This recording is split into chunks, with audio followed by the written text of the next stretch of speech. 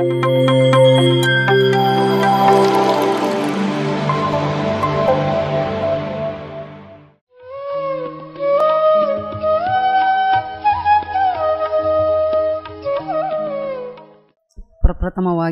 Patriji sir ಹಾಗೂ ಸ್ವರ್ಣಮಲ್ಲ ಅಮ್ಮನವರಿಗೂ ನಮಸ್ಕರಿಸುತ್ತಾ ಮತ್ತು ನನ್ನ ಆತ್ಮ ಬಂಧುಗಳಿಗೂ ಮತ್ತು ಧ್ಯಾನ ಬಂಧುಗಳಿಗೂ ಕೂಡ ನಮಸ್ಕರಿಸುತ್ತಾ, ನನ್ನ ಹೆಸರು ರೂಪ ಅಂಥೇಳಿ, ನಾನು ಶಿಕ್ಷಕಿಗೆ ಕೆಲಸ ಮಾಡ್ತಾಯಿದ್ದೀನಿ. ನಾನು ಹೂನಡಗಲಿಯಿಂದ ಮಾತಾಡ್ತಾಯಿದ್ದೀನಿ. ನಾನು ಫಸ್ಟಿಗೆ ಧ್ಯಾನಕ್ಕೆ ಬರೋಕ್ಕೆ ಕಾರಣ ಏನಂದರೆ, ನಮ್ಮ ಮನೆಯವ್ರ ಕಾಲಿನ ಪ್ರಾಬ್ಲಮ್ ಇತ್ತು. ಅದಕ್ಕೋಸ್ಕರ ನಾನು ಬಂದು ಧ್ಯಾನಕ್ಕೆ ಜಾಯ್ನ್ ಆದೆ. ಈ ಧ್ಯಾನಕ್ಕೆ ಬರಲಿಕ್ಕೆ ಕಾರಣ ಯಾರು ಅಂದರೆ, ಈ ಲಕ್ಷ್ಮೀ ಮೇಡಮ್ ಅಂಥೇಳಿ ನಮ್ಮ ಮನೆಯವ್ರ ಸ್ಟೂಡೆಂಟ್ ಇದ್ದರು. ಅವರು ಧ್ಯಾನದಲ್ಲಿ ಅಡ್ಡಾಡ್ದನ್ನು ನಾನು ಕಂಡಿದ್ದೆ ಒಂದು ಸರಿ. ಅವಾಗ ಒಂದು ಸರಿ ನನಗೆ ಅವರು ದೇವಸ್ಥಾನಕ್ಕೆ ಹೋಗಿ ಬರೋ ಮುಂದೆ ನನಗೊಂದೇನೋ ಹೊರ ಥರ ಈಗ ಅವರು ಕಂಡ್ರು ನನಗೆ. ಅವತ್ತು ಅವ್ರನ್ನೇ ನಾನು ನಿಂತ್ಕೊಂಡು ಕೇಳಿದೆ, ಹಿಂಗೆ ಅಂತೇಳಿ. ಇಲ್ಲ, ಹಿಂಗೆ ಬಂದಿದ್ದೆ, ಧ್ಯಾನ ಪ್ರಚಾರ ಮಾಡ್ತಾಯಿದ್ದೀವಿ, ಮನೆ ಮನೆಗೆ ಹೋಗಿ ಅಂತೇಳಿಬಿಟ್ಟು ನಮಗೆ ಬಂದು ಹೇಳಿದರು. ಅವತ್ತಿಂದ ನಾನು ತಿಳ್ಕೊಂಡು, ನಾನು ಯಾಕೆ ನಮ್ಮ ಮನೆಯವ್ರ ಕಾಲಿನ ಪ್ರಾಬ್ಲಮನ್ನು ಈ ಧ್ಯಾನದ ಮೂಲಕ ಸಾಲ್ವ್ ಮಾಡ್ಕೋಬೋದಲ್ಲ ಅಂತೇಳಿ ಅನಿಸಿತು. ಅವತ್ತೇ ನಾನು ಅವ್ರಿಗೆ ಕಾಲ್ ಮಾಡಿ ಅವ್ರನ್ನ ಎಲ್ಲ ಕೂಡ ಕಾಂಟ್ಯಾಕ್ಟ್ ಮಾಡ್ಕೊಂಡು ನನಗೇನು ಅನಿಸಿತ್ತು, ಧ್ಯಾನ ಅಂದರೆ ಯಾರಾದರೂ ಕೂಡ ಲಾಭ ಇದ್ದರೆ ಮಾಡ್ತಾರೆ ಏನಾದರೂ ಕೂಡ.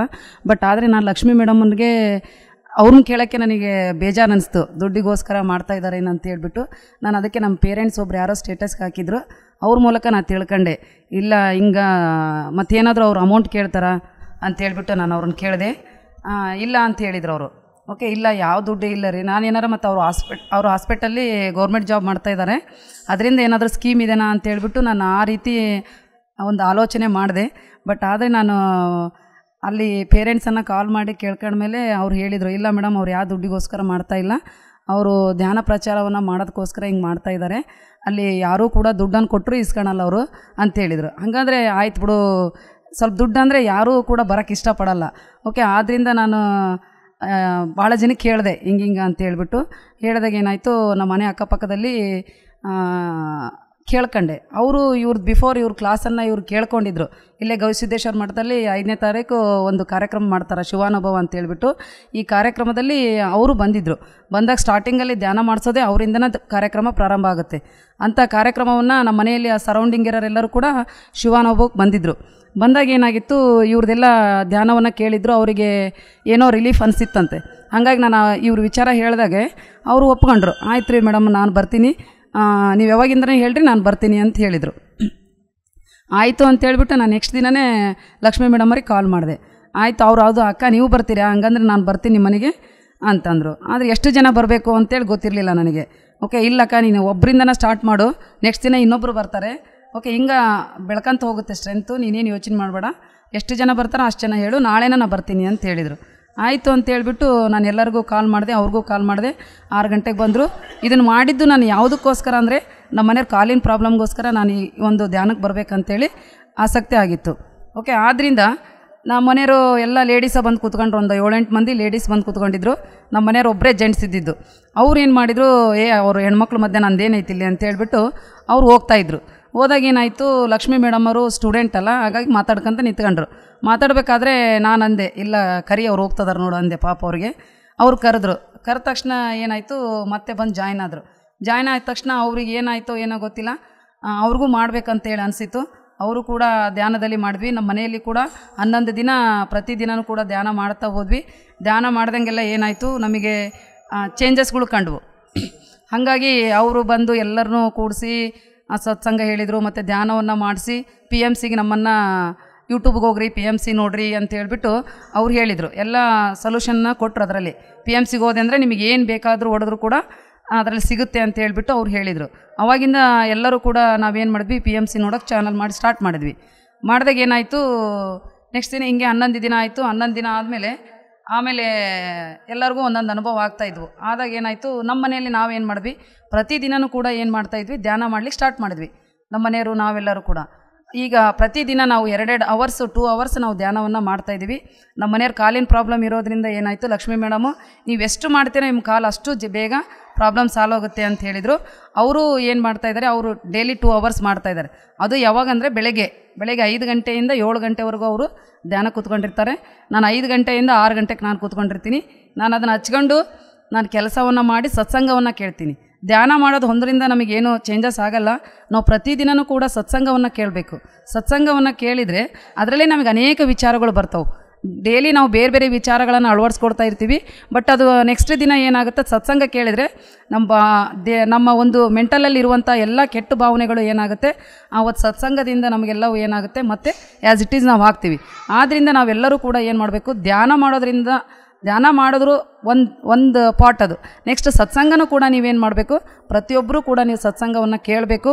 ಆ ಸತ್ಸಂಗವನ್ನು ನೋಡಿದರೆ ಬೇಡ, ನೀವು ಒಟ್ಟು ಕೇಳಿದರೆ ಸಾಕು, ಅಷ್ಟು ನಿಮಗೆ ಖುಷಿ ಆಗುತ್ತೆ ಸತ್ಸಂಗವನ್ನು. ಮತ್ತು ಕೊನೆಯಲ್ಲಿ ನೀವೇನು ಮಾಡ್ಬೋದು, ನಿಮ್ಮ ಸಮಸ್ಯೆಗಳಿಗನ್ನು ನೀವು ಸಾಲ್ವ್ ಮಾಡ್ಕೋಬೋದು ಸತ್ಸಂಗದಲ್ಲಿ, ಅದು ಕೂಡ ಇಂಪಾರ್ಟೆಂಟ್ ಆಗುತ್ತೆ. ಓಕೆ, ಎಲ್ಲರೂ ಕೂಡ ಧ್ಯಾನ ಮಾಡ್ತೀರಿ, ಧ್ಯಾನ ಮಾಡಿದ್ಮೇಲೆ ಮುಗೀತು ಬಿಡು ಅಂತೇಳಿ ಬಿಟ್ಬಿಡ್ತೀರಿ. ಬಟ್ ಆದರೆ ಸತ್ಸಂಗದಲ್ಲಿ ಕೂಡ ನಾವು ಹೆಚ್ಚು ವಿಷಯಗಳನ್ನು ತಿಳ್ಕೊತೀವಿ. ಓಕೆ, ಅದರಲ್ಲಿ ಮತ್ತೆ ನಮ್ಮ ಪ್ರಾಬ್ಲಮ್ಗಳು, ಅವ್ರ ಪ್ರಾಬ್ಲಮ್ಗಳು ಕೂಡ ನಮ್ಮ ಥರನೇ ಇರ್ತಾವೆ ಪ್ರಾಬ್ಲಮ್ಗಳು. ಓಕೆ, ಅಲ್ಲಿ ಕೂಡ ನಮಗೇನಾಗುತ್ತೆ, ನಮ್ಮ ಸಮಸ್ಯೆಗೆ ಅಲ್ಲಿ ಏನಾಗುತ್ತೆ ಆನ್ಸರ್ ಸಿಗುತ್ತೆ. ಓಕೆ, ಅಲ್ಲಿ ನಾವು ಇನ್ನೊಂದು ಸರಿ ಅವ್ರ ಹತ್ರ ಕ್ವಶನ್ ಕೇಳೋದು ತಪ್ಪುತ್ತೆ, ಅದರಲ್ಲೇ ನಮಗೆ ಆನ್ಸರ್ ಸಿಕ್ಬಿಡುತ್ತೆ. ಈ ರೀತಿ ಸತ್ಸಂಗವನ್ನು ಕೂಡ ನಾವು ಪ್ರತಿದಿನವೂ ಕೂಡ ಕೇಳಬೇಕು. ನಮಗೆ ಒಂದು ದಿನ ಮಾತ್ರ ಕೂಡ ನಾವು ಮಿಸ್ ಮಾಡಲ್ಲ. ಹಬ್ಬದ ದಿನವೂ, ಮೊನ್ನೆ ಹಬ್ಬದ ದಿನವೂ ಕೂಡ ನಾವೇನು ಮಾಡೀವಿ, 4 ಗಂಟೆಗೆ ಎದ್ದು 5 ಗಂಟೆವರೆಗೂ ಎಲ್ಲ ಕ್ಲೀನ್ ಮಾಡ್ಕೊಂಡು 5 ಗಂಟೆಯಿಂದ ಮತ್ತೆ ನಾವು ಏನು ಮಾಡೀವಿ, ಆನ್ಲೈನಲ್ಲಿ ಕಾಸು ಕೇಳಿದ್ದೀನಿ. ಓಕೆ, ಈ ರೀತಿ ಪ್ರತಿಯೊಂದು ದಿನವೂ ಕೂಡ ನಾವು ಮಿಸ್ಸನ್ನು ಮಾಡೋದಿಲ್ಲ. ಈ ರೀತಿ ಪ್ರತಿದಿನ ಮಾಡ್ತಾ ಬಂದಿದ್ದೀವಿ. ಈಗ ನಾವು 1 ವರ್ಷ ಆಯಿತು ನಾನು ಸ್ಟಾರ್ಟ್ ಮಾಡಿ ಧ್ಯಾನವನ್ನು. ನನಗೇನಾಗುತ್ತೆ ಅಂದರೆ ಭಾಳ ಗ್ಯಾಸ್ಟ್ರಿಕ್ ಇತ್ತು. ಈ ಧ್ಯಾನ ಮಾಡೋದ್ರಿಂದ ನನಗೇನು ಗ್ಯಾಸ್ಟ್ರಿಕ್ ಇಲ್ಲ. ಓಕೆ, ಎಲ್ಲ ಕೂಡ ನನಗೇನಾಗಿದೆ, ಬಾಡಿ ಪೂರ್ತಿ ನನಗೆ ಏನೋ ಹಗುರ ಅನಿಸ್ಬಿಟ್ಟಿದೆ. ನಾನು ಸ್ಕೂಲ್ಗೆ ಹೋಗ್ತೀನಿ, ಪ್ರತಿದಿನ ಸ್ಕೂಲ್ಗೆ ಹೋದಾಗ ಏನಾಗುತ್ತೆ, ನಮ್ಮ ಸ್ಕೂಲಲ್ಲಿ ಎಲ್ಲ ಟೀಚರ್ಸ್ ಅಂತಾರೆ, ನೀನು ಬೆಳಗ್ಗೆ 4:15ಗೆ ಎದ್ದಿರ್ತಿ ಅಂತೀಯ, ಇಷ್ಟು ಯಾಕೆ ಆ್ಯಕ್ಟಿವ್ ಅದಿ ನೀನು ಅಂತೇಳಿ. ಇಲ್ಲ ರೀ, ಧ್ಯಾನ ಮಾಡ್ತಿದ್ದೀನಿ ನಾನು ಅಂತೇಳಿ. ಅದು ಹೆಂಗಪ್ಪ ನೀ ಧ್ಯಾನ ಮಾಡ್ತೀವಿ, ನಾವು ರಜೆ ಸಿಕ್ಕರು ಅಂದರೆ 7-8 ಗಂಟೆಗೆ ಎದ್ದೇಳ್ತೀವಿ ಅಂತಾರೆ. ಬಟ್ ನಾನು ಮಾತ್ರ ಯಾವತ್ತೂ ಕೂಡ ಎಂಥ ರಜೆ ಇದ್ದರೂ ಕೂಡ ನಾನು 4:15 ಬಿಟ್ಟು 4:15ಗೆ ಎದ್ದೇಳೋದು ನಾನು ಒಟ್ಟು. ಓಕೆ, ನನಗದು ರೂಢಿ ಆಗಿಬಿಟ್ಟೈತಿ. ಒಂದು 10 ನಿಮಿಷ ಲೇಟ್ ಆತಂದರೆ ಅದು ಹೆಂಗನ ಗೊತ್ತಿಲ್ಲ, ಎದ್ದೇಳಬೇಕು ಅನಿಸ್ಬಿಡುತ್ತೆ. ಹಿಂದಿನ ದಿನ 12 ಗಂಟೆಗೆ ಮಲಗಿದ್ರು ಕೂಡ ನಾನು ಬೆಳಗ್ಗೆ ಮತ್ತು 4:15ಗೆ ಎದ್ದೇಳೋದು. ಓಕೆ, ಆ ರೀತಿ ನಮ್ಮದು ಮೆಂಟಲಿ ನಾವು ರೆಡಿ ಆಗಿಬಿಟ್ಟಿದ್ವಿ. ನಮಗೇನೂ ಪ್ರಾಬ್ಲಮ್ ಇಲ್ಲ. ನಮ್ಮ ಮನೆಯಲ್ಲಿ ಕೂಡ ನಾವು ಆರ್ಥಿಕವಾಗಿ ನಾವು ಚೆನ್ನಾಗಿದ್ದೀವಿ. ಸ್ವಲ್ಪ ಆರ್ಥಿಕದಲ್ಲಿ ಸ್ವಲ್ಪ ಪ್ರಾಬ್ಲಮ್ ಇತ್ತು. ನಾವು ಧ್ಯಾನಕ್ಕೆ ಯಾವಾಗ ಬಂದೆ ಆವತ್ತಿಂದ ಏನಾಗಿದೆ, ನಮ್ಮ ಗಾಡ್ರೇಜಲ್ಲಿ ಯಾವತ್ತೂ ಕೂಡ 20,000ದಿಂದ ದುಡ್ಡು ಯಾವತ್ತೂ ಪ್ರತಿದಿನವೂ ಇರುತ್ತೆ. ಯಾರು ಬಂದು ಕೇಳಿದರೂ ಕೂಡ ನಮ್ಮಲ್ಲಿ ದುಡ್ಡಿದೆ. ಅಷ್ಟು ನಮಗೆ ಏನಾಗಿದೆ, ಆರ್ಥಿಕವಾಗಿ ಕೂಡ ಸುಧಾರಣೆ ಆಗಿದೆ. ಮತ್ತು ಟಿಕ್ಸ್ಗಳನ್ನು ಕೊಡ್ತಾ ಇರ್ತಾರೆ ಲಕ್ಷ್ಮೀ ಮೇಡಮ್ ಅವ್ರು ಕಾಲ್ ಮಾಡಿ, ಇವತ್ತು ಹುಣ್ಣಿಮೆ ಇದೆ, ನೀರು ತುಂಬಿಡ್ರಿ ಅಂತ ಹೇಳ್ಬಿಟ್ಟು ಹೇಳಿದರು. ನಾನು ಪ್ರತಿ ಹುಣ್ಣಿಮೆಗೂ ಕೂಡ ನೀರನ್ನು ಯೂಸ್ ಮಾಡ್ತೀನಿ. ಆ ನೀರನ್ನು ತುಂಬಿಟ್ಟಿರ್ತೀನಿ. ಆ ನೀರನ್ನು ಏನು ಮಾಡ್ತೀನಿ, ಸ್ಕೂಲ್ಗೆ ಹೋಗೋ ಮುಂದೆ ದಿನ ಒಂದೊಂದು ಡ್ರಾಪ್ ಆ ಬಾಟಲ್ ಹಾಕ್ಕೊಂಡು ಡೈಲಿ ಹೋಗ್ತೀವಿ. ನಾವು 4 ಬಾಟ್ಲು ತುಂಬಿದರೆ 4 ಬಾಟ್ಲಿ ಕೂಡ ನಾನು ಒಂದೊಂದು ಡ್ರಾಪನ್ನು ಹಾಕಿರ್ತೀನಿ. ಹಾಕಿ ಅದನ್ನು ಮೇ ಬಿ ಒಂದು 20 ಡೇಸ್ ಯೂಸ್ ಮಾಡ್ತೀನಿ ಆ ನೀರನ್ನು. ಅಷ್ಟು ನಾವು ಏನು ಮಾಡ್ತೀವಿ, ಹುಣ್ಣಿಮೆ ನೀರು ಭಾಳ ಎನರ್ಜಿ ಇರುತ್ತೆ ಅಂತ ಹೇಳ್ಬಿಟ್ಟು ಪ್ರತಿ ಹುಣ್ಣಿಮೆನೂ ಕೂಡ ನಾನು ಮಿಸ್ ಮಾಡಲ್ಲ. ಮತ್ತು ಹುಣ್ಣಿಮೆ ದಿನವೂ ಕೂಡ ಏನು ಮಾಡ್ತೀನಿ, 2 ತಾಸು ನಾನು ನೈಟ್ 10 ಗಂಟೆಯಿಂದ 12 ಗಂಟೆವರೆಗೂ ಧ್ಯಾನ ಮಾಡ್ತಾ ಇರ್ತೀವಿ. ಓಕೆ, ಇಷ್ಟು ನಮಗೆ ಏನಾಗಿದೆ, ಅಡಿಕ್ಟ್ ಮಾಡಿಬಿಡಿದೆ. ಮತ್ತು ಏನೇನು ನಮ್ಮ ಮೊಬೈಲಲ್ಲಿ ಏನೇನು ಲಿಂಕ್ಗಳು ಕಳಿಸಿರ್ತಾರಲ್ಲ ಅದನ್ನು ಹುಡುಕ್ತಾ ಇರ್ತೀನಿ, ಯಾವುದು ಚೆನ್ನಾಗಿದೆ, ಯಾವ ಕಾರ್ಯಕ್ರಮ ಚೆನ್ನಾಗಿದೆ ಅಂತೇಳ್ಬಿಟ್ಟು ಅದನ್ನು ಸೆಲೆಕ್ಟ್ ಮಾಡಿ ಅದನ್ನು ಕೇಳ್ತೀನಿ. ಅವತ್ತು ಎಷ್ಟೊತ್ತಾದರೂ ಕೂಡ ಅವತ್ತು ಡೈರೆಕ್ಟಾಗಿ ಕ್ಲಾಸ್ ಕೇಳೋದಾಗಲಿದ್ರು ಕೂಡ ನಾನು ಯೂಟ್ಯೂಬರ್ ಹಚ್ಕೊಂಡು 12 ಗಂಟೆ ಆಗಲಿ ನಾನು ಅವತ್ತು ಕ್ಲಾಸನ್ನು ಕೇಳೇ ನಾನು ಮಲಗೋದು. ಅಷ್ಟು ನಮಗೆ ಏನಾಗಿದೆ ಅಂದರೆ ಧ್ಯಾನ ನಮಗೆ ಮನಸ್ಸಿಗೆ ಏನೋ ಒಂದು ಖುಷಿ ತಂದುಬಿಟ್ಟಿದೆ. ಮತ್ತು ನನ್ನ ಮನೆಯಲ್ಲಿ ಕೂಡ ನಮ್ಮ ಮನೆಯವರು ಭಾಳ ಏನಿದ್ರು ಸಿಟ್ಟು ಭಾಳ ಇತ್ತು ನಮ್ಮ ಮನೆಗೆ. ಓಕೆ, ಈಗೀಗ ಏನಾಗಿದೆ, ಧ್ಯಾನದಿಂದ ಬಂದಾಗಿಂದ ಯಾವುದೋ ಒಂದು ಹಬ್ಬ ಬಂತು ಅಂದರೆ ಅವರು ಒಂದು 8 ದಿನ ಅವ್ರಿಗೆ ರೆಡಿ ಇರಬೇಕು. ಅದು ಆಗಬೇಕು, ಕೆಲಸ ಇದು ಆಗಬೇಕು, ಮನೆ ಕ್ಲೀನ್ ಮಾಡಬೇಕು, ಅದು ಇದು ಅಂತೇಳಿ ಏನೇನೋ ಹೇಳಿ ನನಗೆ ಮೆಂಟಲಿ ಟಾರ್ಚರ್ ಕೊಡ್ತಾಯಿದ್ರು. ಈಗ ಅವರೇ ಏನು ಮಾಡ್ತಾರೆ, ಅದ್ರ ಬಗ್ಗೆ ತಲೆನೇ ಕೆಡಿಸ್ಕೊಳಲ್ಲ ಅವರು. ಹಂಗೆ ಆಗ್ಬಿಟ್ಟಿದ್ದಾರೆ. ಈಗ ನಾನೇ ಅವ್ರಿಗೆ ಹೇಳ್ಬೇಕಾಗೈತಿ, ಇಲ್ಲ ನಾಳೆ ಮನೆ ಕ್ಲೀನ್ ಮಾಡೋಣ, ನಾಡ್ದು ಮಾಡೋಣ, ಅದನ್ನು ಮಾಡೋಣ ಅಂತೇಳಿ ನಾನೇ ಹೇಳ್ತಾ ಇರ್ತೀನಿ. ಅಷ್ಟು ಅವರು ಏನಾಗಿದ್ದಾರೆ, ಸಮಾಧಾನದಿಂದ ಆಗಿದ್ದಾರೆ. ಅವರು ಕೂಡ ಏನಾಗಿದ್ದಾರೆ ಅಂದರೆ ಈಗ ಅವ್ರದ್ದು ಕಾಲಿನ ಪ್ರಾಬ್ಲಮ್ ಇತ್ತು, ಎಲ್ಲ ಕೂಡ ಕ್ಲಿಯರ್ ಆಗಿದೆ. ಪ್ರತಿದಿನ ಅವರು ಒಂದು 6 ಟ್ಯಾಬ್ಲೆಟ್ ತಗೊಳ್ತಾ ಇದ್ರು. ಓಕೆ, ಈಗ ಅದು ಕೂಡ ಏನಾಗಿದೆ, ಲಕ್ಷ್ಮೀ ಮೇಡಮ್ ಅವ್ರು ಏನು ಮಾಡಿದ್ರು, ಧ್ಯಾನದ ಮೂಲಕನ ನೀವು ಯಾವುದೋ ಆಪ್ರೇಷನ್ ಬೇಡ ಅಂತ ಹೇಳಿದರು. ಅವ್ರಿಗೆ ನಾನು ಕೋಟಿ ನಮಸ್ಕಾರಗಳನ್ನು ಹೇಳಿದ್ರು ಕೂಡ ಸಾಲದು. ಅಷ್ಟು ನಮಗೆ ಖುಷಿ ಆಗಿಬಿಟ್ಟಿದೆ. ನನಗೆ ಪ್ರತಿ ಅಕ್ಟೋಬರ್ ರಜೆನೂ ಕೂಡ ನಾನು ಬರೀ ಅವ್ರ ಆಪ್ರೇಷನಲ್ಲೇ ಕಳೀತಿದ್ದೆ. 2 ವರ್ಷ ನನಗೆ 1 ತಿಂಗಳಿತ್ತು ಅಂದರೆ ಅಕ್ಟೋಬರ್ ರಜದಲ್ಲಿ ಆಪ್ರೇಷನ್ ಮಾಡಿ ಅವರಿಗೆ ಟ್ರೀಟ್ಮೆಂಟು ಕೊಡಿಸಿ ಎಲ್ಲ ಮಾಡೋತ್ತಿಗೆ 1 ತಿಂಗಳು ಹೋಗ್ಬಿಡೋದು. ನನಗೆ ರೆಸ್ಟ್ಲೆಸ್ ಆಗಿಬಿಡೋದು. ನಾನು ಅದನ್ನೇ ಕೇಳ್ಕೊತ ಇದ್ದೆ, ಪ್ರತಿ ವರ್ಷವೂ ಕೂಡ ಇವ್ರಿಗೆ ಆಪ್ರೇಷನ್ ಮಾಡಿಸ್ಬೇಕು, ಹೆಂಗೆ ನಾವು ಅಡ್ಡಾಡೋದು ಹೆಂಗೆ, ನಮಗೆ ರಜೆ ಸಿಗೋದೋ ರಜದಲ್ಲೇ, ಸ್ಕೂಲ್ಗೆ ಹೋಗೋದ್ರಿಂದ ನಮಗೆ ಸಿಗೋದು ಅವಾಗೆ. ಆದ್ದರಿಂದ ಹೆಂಗಪ್ಪ ಪ್ರತಿ ವರ್ಷವೂ ಹಿಂಗೆ ಮಾಡಿಸ್ಕೊಂತ ಹೋದರೆ ಹಿಂಗೆ ದುಡ್ಡಿಂದ ಹೋಗ್ಲಿಬಿಡ್ರಿ, ಸ್ಯಾಲ್ರಿ ಬರ್ತಿತ್ತು, ನನಗೇನು ಪ್ರಾಬ್ಲಮ್ ಇರಲಿಲ್ಲ. ಬಟ್ ಆದರೆ ನನಗೆ ಎಂಜಾಯ್ ಮಾಡೋಕ್ಕಾಗ್ತಾ ಇರಲಿಲ್ಲ, ಎಲ್ಲಿ ಅಡ್ಡಾಡೋಕ್ಕಾಗ್ತಾ ಇರಲಿಲ್ಲ. ಆದ್ದರಿಂದ ನಾನು ಅದನ್ನೇ ಕೇಳ್ಕೊತಾ ಇದ್ದರೆ ನನ್ನ ಪಾಲಿಗೆ ದೇವ್ರ ಮೂಲಕ ಬಂದು ನನ್ನ ಸಮಸ್ಯೆಗಳನ್ನು ಈಡೇರಿಸಿದ್ರು. ನಾನು ಅವ್ರಿಗೆ ಎಷ್ಟು ಹೇಳಿದ್ರು ಕೂಡ ನನಗೆ ಥ್ಯಾಂಕ್ಸ್ ಹೇಳಿದ್ರು ಕೂಡ ನನಗೆ ಸಾಲದು. ಅಷ್ಟು ನನಗೆ ಒಂಥರ ಸ್ಫೂರ್ತಿ ಆಗಿದ್ದಾರೆ. ಪ್ರತಿಯೊಂದು ಕಾರ್ಯಕ್ರಮ ಇದ್ದರೂ ಕೂಡ ಅವ್ರು ನನಗೆ ಕಾಲ್ ಮಾಡಿ ಕರಿತಾ ಇರ್ತಾರೆ. ನನಗೆ ಹೋಗೋಕ್ಕೆ ಮನಸ್ಸಿರುತ್ತೆ, ಬಟ್ ನಮ್ಮ ಮನೆಯವ್ರಿಗೆ ಇರಲ್ಲ. ಬಟ್ ಅದು ಲಾಸ್ಟ್ ಮೂಮೆಂಟ್ಗೆ ಏನಾಗುತ್ತೆ ಗೊತ್ತಿಲ್ಲ, ಅವರು ಹೋಗೋಣ ನಡಿ ಅಂತೇಳಿ ಕರೆದು ಬಿಡ್ತಾರೆ. ನಾನು ಮನಸ್ಸಿನಾಗ ಅನ್ಕೊಂಡಿರ್ತೀನಿ ಅವರೇ ಕರೀಲಿ ಅಂತೇಳ್ಬಿಟ್ಟು ನಾನು ಅನ್ಕೊಳ್ತಾ ಇರ್ತೀನಿ. ಬಟ್ ಅವ್ರು ಲಾಸ್ಟಿಗೆ ಅವ್ರ ಮನಸ್ಸಿಗೆ ಏನಂತ ರೆಡಿ ಇದ್ದೀರಾ ಅಂತ ಕೇಳಿದ್ರೆ ಹ್ಞೂ ಆಯ್ತು ಹೋಗಿ ಬರೋಣ ಅಂತಾರೆ. ಇಷ್ಟು ಅವ್ರು ಏನಾಗಿದ್ದಾರೆ ಚೇಂಜ್ ಆಗಿದ್ದಾರೆ. ಇದೆಲ್ಲದೂ ಕೂಡ ಧ್ಯಾನದ ಮೂಲಕ ಆಗಿದೆ. ಎಲ್ಲರೂ ಕೂಡ ನೀವು ಧ್ಯಾನವನ್ನು ಮಾಡಿರಿ. ಮತ್ತು ಇನ್ನೊಂದು ಏನು ಹೇಳ್ಬೇಕಂದ್ರೆ, ನಮ್ಮ ಮನೇಲಿ ಈಗ ಒಂದು 10 ತಿಂಗಳಾಯ್ತು ಬೆಳ್ಳುಳ್ಳಿ ತಂದಿದ್ವು ಹಂಗೆ ಇದಾವೆ. ಒಂದು ಅರ್ಧ kg ಬೆಳ್ಳುಳ್ಳಿ ತಂದಿದ್ರು. ನಾನು ಧ್ಯಾನ ಯಾವಾಗ ಸ್ಟಾರ್ಟ್ ಮಾಡಿದೆ ಅವಾಗಿಂದನೂ ಕೂಡ ಧ್ಯಾನ ಇದಾವೆ. ಯಾರಾದರೂ ಮನೆಗೆ ಬಂದರೆ ಅಂದರೆ ಚಿಂತೆ ನನಗೆ, ಮಂಡಕ್ಕಿ ಮಾಡ್ಬೇಕಂದ್ರೆ ಬೆಳ್ಳುಳ್ಳಿ ಹಾಕ್ಬೇಕಲ್ಲ, ಹೆಂಗೆ ಮಾಡೋಣ ಅಂತೇಳಿ. ನಮ್ಮ ಮನೆಯವ್ರು ಅವ್ರಿಗೆ ಮಾಡಪ್ಪ ನನಗೆ ಮಾಡಬೇಡ ಅಂತಾರೆ. ಅವ್ರು ಬಂದವ್ರಿಗೆ ಮತ್ತೇನು ಅದ್ರಾಗ ಏನು ಇರಲ್ಲ, ಇವ್ರು ಹೆಂಗೆ ಮಾಡಿದ್ರು ಅಂತೇಳಿ ಅನ್ಕೋಬಾರ್ದು ಅಂತೇಳ್ಬಿಟ್ಟು ಅವ್ರಿಗೆ ಅಷ್ಟೇ ಮಾಡಿ ನಾನು ತಿನ್ನಿಸಿ ಕಳಿಸ್ತೀನಿ. ಯಾರಾದರೂ ನಮ್ಮ ಮನೆಗೆ ಬಂತಂದರೆ ಅವ್ರಿಗೇನೋ ಒಂಥರ ಖುಷಿ ಅಂತೆ, ಏನೋ ಚೇಂಜಸ್ ಕಾಣ್ತಾ ಇದೆ ನಿಮ್ಮ ಮನೇಲಿ ಏನು ಅಂತೇಳಿ ಕೇಳ್ತಾರೆ. ಆಮೇಲೆ ಕೇಳಿದಾಗ ನಾನು ಹಿಂಗೆಲ್ಲ ಅಂತ ಹೇಳ್ತಿರ್ತೀನಿ. ನಮ್ಮ ಮನೆಯವ್ರ ಕಾಲಿಗೆ ಬೆಲ್ಟನ್ನು ಹಾಕ್ಕೊಂಡು ಅವರು ಧ್ಯಾನವನ್ನು ಮಾಡ್ತಾ ಇರ್ತಾರೆ. ನನ್ನ ಮಕ್ಕಳಿಬ್ಬರು ಕೂಡ ಕ್ಯಾಪನ್ನು ಹಾಕ್ಕೊಂಡು ಅವರು ಕೂಡ ಧ್ಯಾನವನ್ನು ಮಾಡ್ತಾಯಿದ್ದಾರೆ. ನನ್ನ ಮಗುಗೆ ನಾನು ಅಡ್ಮಿಷನ್ಗೆ ಮಾಡಿಸಿ ಬೇರೆ ಕಡೆ ಹಾಕಿದ್ದೀನಿ. ಅಲ್ಲಿ ಕೂಡ ಅವನು ಪ್ರತಿದಿನ ಅಲ್ಲಿ ಪಿರಾಮಿಡ್ ಇಟ್ಟಿದ್ದೀನಿ. ನಾನು ಸರ್ಗೆ ಒಂದು ಸರಿ ಮಾಸ್ಟರ್ಗೆ ಕಾಲ್ ಮಾಡಿದ್ದೆ, ಸರ್ ನಾನು ಹಾಸ್ಟೆಲಲ್ಲಿ ಕಳಿಸಿದ್ದೀನಿ, ನಾನು ಅಲ್ಲಿ ಹೆಂಗೆ ಮಾಡಲಿ ಸರ್, ಅವ್ನು ಪಿರಾಮಿಡ್ ಹಾಕೋಣಲ್ಲ, ಅಲ್ಲಿ ಏನಾರು ಅಬ್ಜೆಕ್ಷನ್ ಮಾಡ್ತಾರಾ ಅಂತೇಳಿ ನನಗೆ ಭಯ ಅನಿಸಿತ್ತು. ಬಟ್ ನಾನು ಮಾಸ್ಟರ್ಸ್ ಕೇಳ್ಕೊಂಡು ಇಲ್ಲಮ್ಮ ಅವ್ನು ಹಾಕ್ಕೊಳ್ಳಿದ್ರು ಪರವಾಗಿಲ್ಲ, ಆ ಬೀರಲ್ಲಿ ಇಡಿಸು, ಅವನಿಗೆ ಎಷ್ಟೋ ಇದು ಇರ್ತೈತಿ ಅಂತ ಹೇಳಿದರು.